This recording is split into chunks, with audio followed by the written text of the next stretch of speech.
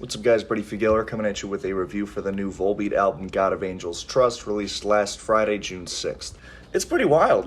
This is Volbeat's 9th album. To me, they still feel like somewhat of like a newer band, but that might just be because, in comparison to their peers, they didn't really break out until 2010, which was a few years after the new wave of American heavy metal had kind of peaked. Especially at the time, compared to some of the other bands that kind of walked that line between hard rock and heavy metal, like Avenged Sevenfold and Five Finger Death Punch, who were kind of starting to put out albums of lesser quality, in my opinion. Or a band like Disturbed, who went on hiatus in 2010. Volbeat's rise to success in the hard rock and heavy metal scene kind of just made sense. And the music itself, to me, was also pretty enjoyable. I haven't really explored much of those first two records, but their following three, Guitar Gangsters, Cadillac Blood in 2008, Beyond Hell Above Heaven 2010, and Outlaw Gentlemen Shady Ladies in 2013, were all pretty good records that did manage to pretty efficiently walk that fine line between hard rock and heavy metal, while also incorporating a lot of those 1950s rock and roll qualities that the band seems very fond of. Outlaw Gentlemen Shady Ladies gets a shout out for being probably my favorite Volbeat record. But unfortunately, after that record, the band kind of started to my ears, run out of new ideas. Seal the Deal and Let's Boogie in 2016 was solid. It just, to me, kind of felt like undercooked versions of stuff that Volbeat had already done. And then their decision to pretty much go full-on borderline classic rock on their 2019 record, Rewind, Replay, Rebound.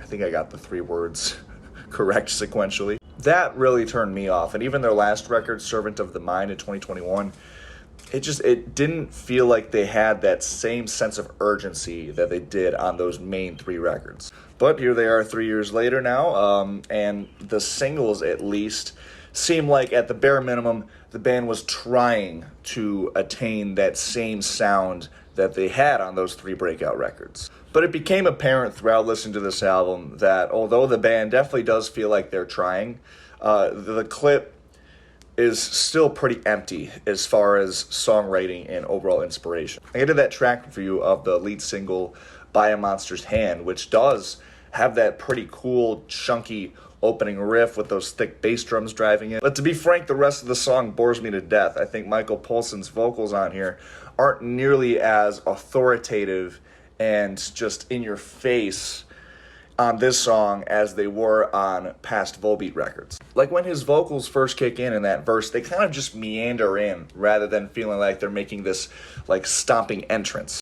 This isn't a bad song by any means, and I do kind of enjoy that main melody that main riff carries. It does sound like a pretty dark, menacing melody.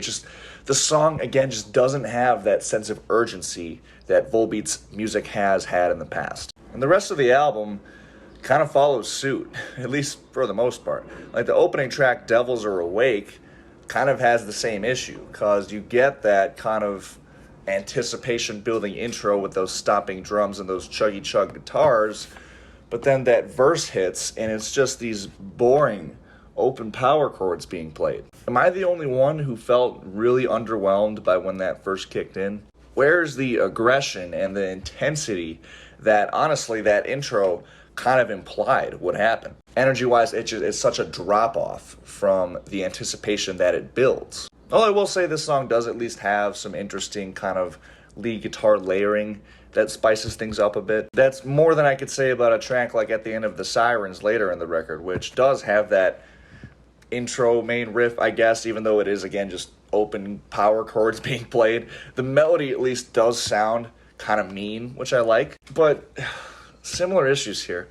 Aside from that part, it's just all one-note chuggy chug riffs, or, again, just kind of boring open power chords being played. Guitar-wise, the song just feels kind of lazy. One of my favorite parts of Volbeat's earlier material was the riffs. They think they could actually write genuine, mean, and aggressive riffs that had at least some complexity to them. You listen to tracks on here, like the two I just talked about, and then you go back and listen to a song like Doc Holliday from Outlaw Gentlemen Shady Ladies, and you will hear the difference. Lighten the Disorder 2, which is the closing track on here, and I guess a sequel to By a Monster's Hand, This song, again, it just whizzes by you without any memorability because of just how understimulating and forgettable the guitar work in particular is. And even like the fact that Michael's vocals on this song do at least sound a bit more intense, the guitar work doesn't complement that enough. And again, this song just ends up being forgettable. Like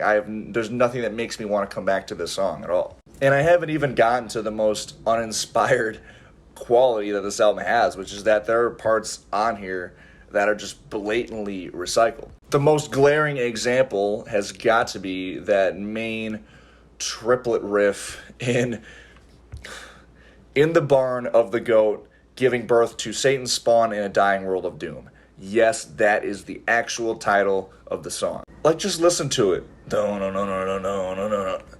Any Volbeat fans, how many times have we heard this fucking riff style in a Volbeat track? They used it on A Warrior's Call, and it worked pretty well, I will admit. Then they used it again on Devil's Bleeding Crown, 2 albums after that. Now they're bringing it back a third time. This is what I mean when I say that this album overall, especially from the riff department, feels uninspired. It feels like the band did go, or at least try to go, for the sound of their earlier material. But it feels like also that was their main focus, and the result is that it takes away from some genuine, not only musical exploration, but just interesting songwriting as a whole. And even guitars aside, like on By a Monster's Hand, when Michael does what I guess is supposed to be the main hook of the song, when he goes, on and on and on, on and on. Maybe putting Volbeat's catalog aside, in music in general, how many times have you heard shit like that before? You have a track like Better Be Fueled Than Tamed, which, at least for my taste, leans a bit too far into the whole 1950s rock thing. This is at least a song that departs from the monotony that a lot of this album maintains. But the whole thing where Michael's doing like an Elvis impersonation doesn't work for me. Lonely Fields later in the record has that chorus section where Michael's vocals just have these weird sound effects to them that make him sound like he's in this big, like, spacious room. That to me felt kind of cheap and unnecessary. But to be fair, I don't think anything would have saved that song anyways. It's just one of the most flat songs on the album in its dynamics. Same with Time Will Heal, which tries to be emotional and just really falls flat. In the Barn of, I'm not going to say the full title, just overall feels a bit like they're trying too hard to capture some of the earlier sound. The song, it doesn't feel natural in that sense. I mean, for one, the long, drawn-out title in itself feels a bit try-hard. And the shitty thing is, this song I think could have been good if they used some more original and inventive riff ideas, but they didn't. And the song's derivative nature really turns me off of it. Now, I know I've spent the majority of this review bashing this album, but the truth is, this isn't a bad album. It's just really underwhelming. And there are a few moments on here that I enjoy. I think the one song on here that does really recapture the energy and intensity of Volbeat's earlier catalog is the track Demonic Depression. It has that steamrolling double bass groove that just fucking crushes, and it's probably the only moment on here that does really give me like that adrenaline rush.